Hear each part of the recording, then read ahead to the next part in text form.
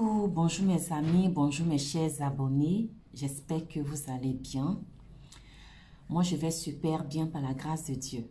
Et je suis très contente de vous retrouver.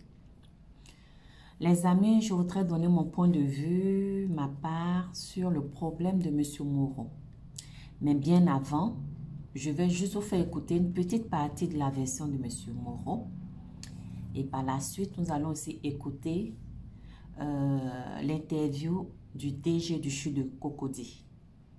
Ils ont fait rentrer ma femme dans une salle, on m'a dit d'attendre. Donc moi j'étais au dehors et après le médecin est venu me voir.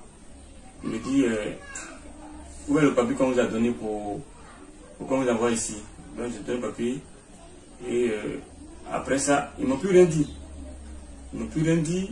Ils n'ont rien dit à ma femme. J'étais là, j'attendais. Parce qu'après analyse, ils viennent vers moi pour m'expliquer: ah monsieur, voici le cas de votre femme, voici où c'est arrivé, qu'est-ce qu'on peut faire. Et ensemble, moi, l'homme, c'est à moi de dire: ok, où c'est arrivé là, faites passer l'enfant, ou bien faites ça, ou bien est-ce que vous pouvez, il y a une occasion pour freiner la grossesse. Ils ne m'ont pas demandé tout ça. J'étais assis là-bas à la salle d'attente, ma femme m'appelle, elle me dit: on m'a mis sur perfusion. Il dit: ah, Dieu merci. Pour moi, c'était pour calmer la douleur, puisqu'elle avait un peu mal au bas-ventre. Il dit: ah, Dieu merci. Déjà, ce qu'ils ont mis là, c'était pour faire passer les enfants. Sans mon consentement. C'était pour faire passer les enfants. Mes jumeaux, 2 garçons.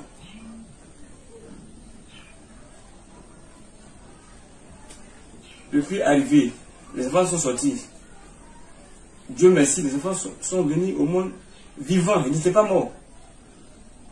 Ils n'étaient pas morts. Ils pleuraient. Donc là, ils avaient besoin d'oxygène et de couveuse. Et la sage-femme envoie les enfants à la salle d'accouchement. Elle me dit qu'on appelle le pédiatre, il ne décoche pas. Que c'est le pédiatre qui doit venir faire les analyses. Après l'analyse, pour voir s'il y a oxygène ou bien couveuse. Il dit: mais si ça ne passe pas, on fait comment? Elle me dit: ah, il ne sait pas, tu attends l'heure à laquelle il va venir. Il dit: non, moi je suis un peu en détresse. Il a vu le vigile qui était à côté. Il demande au vigile: monsieur, s'il vous plaît, vous pouvez me montrer le bureau du pédiatre. C'est comme ça le vigile me dit: monte au 5e, docteur Sanogo. Et je monte, je tape. Le monsieur vient, il me dit, il dit: il y a quoi? Il dit: ah, docteur, sauvez-moi. Il dit: on ne rentre pas ici. Il dit: docteur, pardonnez, là où je suis là. Moi, il ne sait pas qu'on ne monte pas ici. Mais là, mes enfants sont en bas. Ils disent que vous avez ne dégagez pas. Il dit: mais on t'a dit qu'ils sont en haut là, je suis là de m'amuser. Je ne sais pas que vous vous amusez, mais là, mes enfants sont là. Ils ont besoin de vous rapidement pour faire des examens, pour qu'ils soient sur oxygène. Le docteur est fâché, il a commencé à m'engueuler. Pourquoi je suis monté? C'est ça qui était son problème. Pourquoi je suis monté? Qui m'a laissé monter? Il va m'attendre. Il descend et il va vraiment bavarder sur les filles de salle. Et il y a une fille de salle qui vient vers moi. Elle aussi énervée parce que son patron a bavardé sur elle. Elle vient me dire: monsieur, pourquoi vous êtes monté? Il dit: mais attends, le problème c'est quoi? Le problème c'est quoi? C'est sur mes enfants ou bien c'est pourquoi je suis monté? Elle me dit: d'ailleurs même là, ton enfant, il y a un qui est mort, il faut attendre, deuxième va mourir, vous allez partir avec eux. Elle m'a lancé ça. Ça veut dire qu'il ne savait pas que... Voici les faits relatés par M. Moreau lui-même. Pour ceux qui n'auront pas compris, je vous fais un bref résumé. Suite aux contractions de la femme de M. Moreau, enceinte de 6 mois, ce dernier décide d'amener sa femme au CHU de Cocody, qui est un modèle hospitalier, je dirais même une référence en Côte d'Ivoire. Une fois arrivée au CHU, la femme est prise en charge. Le problème ici, c'est que M. Moreau n'a été informé en aucun cas de la suite de l'événement. Aucune explication, aucune autorisation de la part du service médical. Par la suite, il reçoit un appel de sa femme qui le rassure. L'accouchement s'est bien passé puisque les enfants sont nés vivants. Mais vu l'impatience de M. Moreau et le fait de vouloir enquérir des nouvelles, une infirmière sous prétexte qu'elle serait réprimandée, sermonnée par le pédiatre, est venue jeter, lancer au visage de M. Moreau, comme quoi ton fils est mort et le premier est prêt à mourir. Tu iras avec eux. C'est une nouvelle insoutenable, cruelle, difficile. Je dirais même que c'est un acte de barbarie. Les amis, que dit le DG de CHU de Cocody suite à cela? On avait des couveuses disponibles, les enfants seraient restés en vie. En général, c'est la question qui revient. Vous voyez, vous avez 100 couveuses. Le 101e bébé n'a pas de couveuse. On est bien d'accord. Donc toutes les couveuses étaient occupées ce jour-là. Voilà. La démarche éthique n'est pas une démarche orientée a priori sur la sanction. C'est une démarche orientée vers la sensibilisation. La sensibilisation, la prise de conscience. Parce qu'il s'agit d'un contrôle interne. L'agent s'engage librement à être éthique. Donc on compte, n'est-ce pas, sur sa conscience, sur sa voix intérieure pour faire ce qu'il faut faire. Ceci étant dit, le comité éthique est en mesure de faire des enquêtes. Et s'il y a des preuves qu'il y a eu un écart qui pourrait être non éthique, des sanctions alors pourraient être prises. Est-ce que vous avez l'impression que vous êtes souvent en sous-effectif? Oui, ça peut arriver que nous soyons en sous-effectif. Vu l'importante fréquentation du CHU, on reproche à certains agents d'être irrévérencieux, malpolis souvent. Oui, ça peut arriver. Ça peut arriver. Ou méprisant même. Méprisant, oui. Ça peut arriver. Nous attachons du prix à la qualité de l'accueil. Voilà. Et je voudrais vous rassurer, nous avons, dans une démarche qualité, nous nous sommes engagés dans un processus qualité. Nous avons même été primés en 2018, premiers au prix ivoirien de la qualité. Et le processus de l'accueil est un processus clé. Voilà. Mais il peut arriver des écarts. Cela suppose que nous comptions sur le comité éthique et puis nous comptons surtout sur la collaboration des usagers. Parce qu'une chose est de laisser la situation se faire, le drame arrive éventuellement et nous découvrons cela comme toute la population dans les réseaux sociaux. Donc nous avons été contraints de laisser les enfants venir, bien que conscients, n'est-ce pas, de leur immaturité, donc de leur prise en charge et du pronostic qui était très réservé. Ça a été expliqué, les enfants sont arrivés, les enfants ont été immédiatement, n'est-ce pas, conduits au niveau de la salle d'accouchement, où nous avons une pouponnière pour assurer la prise en charge des nouveau-nés. Bon, M. Moreau, encore impatient, parce que notre procédure, les sages-femmes de la salle d'accouchement doivent rentrer en contact avec un pédiatre à l'effet d'être assistés dans la prise en charge de ces nouveau-nés. Malheureusement, ce jour-là, les pédiatres, selon le rapport préliminaire que nous avons reçu, étaient en salle de soins. Il est rentré sans aucune précaution minimale au niveau de la salle.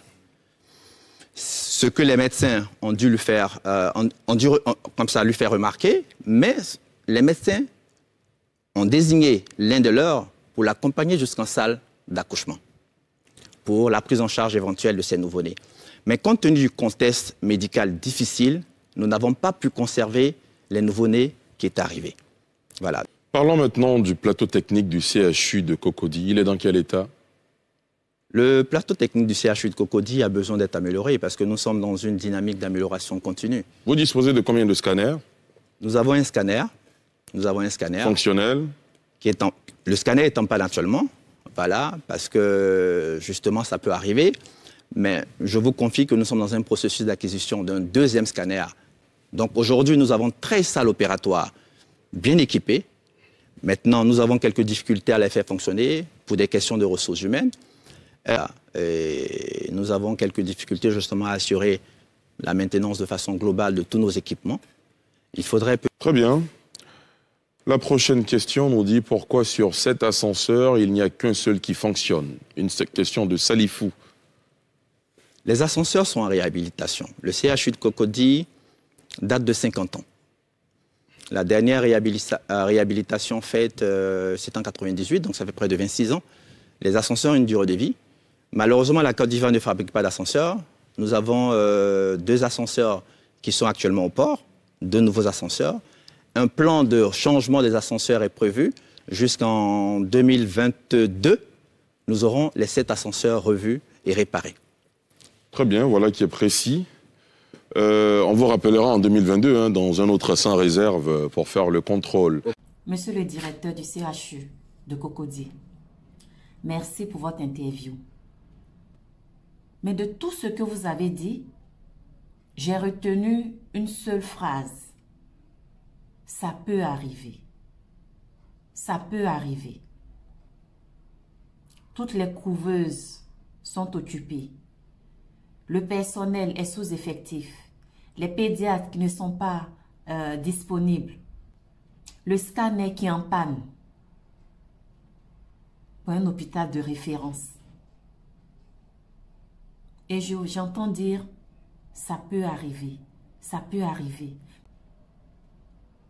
Ça peut arriver sous-entend que rien n'est sous contrôle. Ça peut arriver sous-entend que rien n'est maîtrisé. C'est très grave. C'est inquiétant. Et c'est bien ce qui justifie les morts en cascade dans nos hôpitaux. Et il n'y a pas que le CHU de Cocody. C'est malheureux.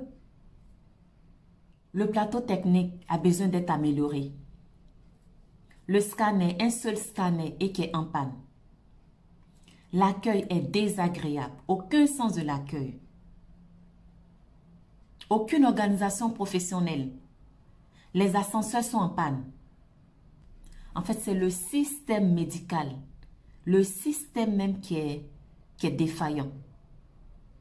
Il faut revoir tout ça. Monsieur le directeur, vous avez dit aussi qu'il y avait 13 salles opératoires bien équipées, mais vous avez des difficultés à les faire fonctionner. Des difficultés à assurer la maintenance de façon globale. Mais il faut être prévisible. Il faut être prévoyant. Ces équipements, avant de les acquérir. Mais il faut bien mettre un dispositif en place pour les faire fonctionner. Il faut faire former des agents dans la maintenance. Maintenant, tout est équipé et il n'y a personne pour la maintenance. J'ai un ami en 2014 qui est venu me voir en Côte d'Ivoire. Et lorsqu'il est arrivé, il m'a dit, mais tiens, sans vouloir te frustrer, vous êtes à 40 ans d'années d'écart que la France.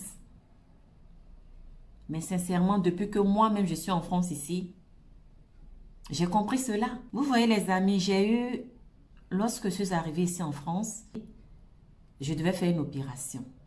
Bon, c'est pas aussi grave, une petite opération. Et là, c'était la première fois de ma vie, depuis que je suis née, que je sois accueillie de telle sorte, comme une reine. On m'a rassurée. On m'a apaisée. J'étais tranquille. On m'a expliqué tout ce qui sera fait. Je serai anesthésiée. Il y aura une anesthésie générale. À quel moment je vais me réveiller?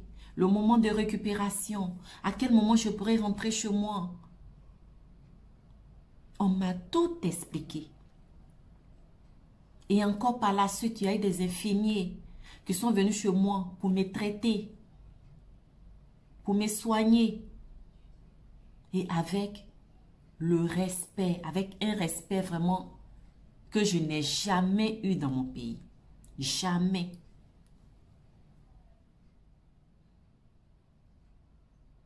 Vraiment, je dis merci à mon Dieu d'avoir permis que je sois en France. Parce que ici, je suis considérée. Ici, je suis aimée. Ici, je suis respectée. Ici, quand je vais à l'hôpital, je suis heureuse. Mais en Côte d'Ivoire, quand on va à l'hôpital, on n'est même pas sûr de retourner chez soi. Quand tu vas à l'hôpital, tu dis un adieu à tes parents parce que tu n'es pas sûr de retourner vivant à la maison. Mais c'est grave. Sincèrement, c'est grave. Il faut que ça change. Il faut de l'éducation. La base, c'est l'éducation. L'éducation scolaire, l'éducation universitaire, l'éducation médicale. Et même dans le transport, il n'y a aucune sécurité. Quand on se lève le matin et on sort de la maison, on n'est pas sûr de rentrer chez soi. On a cette peur perpétuelle qui nous hante. Comment on peut vivre dans un tel pays, dans cette situation? Vous voyez, on ne va pas se voiler la face. En Côte d'Ivoire, on emploie par complaisance, par affinité, par amitié, parce qu'on a donné un pot de vin, parce qu'on a donné un bac chiche. Dans ces conditions-là, le travail ne peut pas se faire convenablement.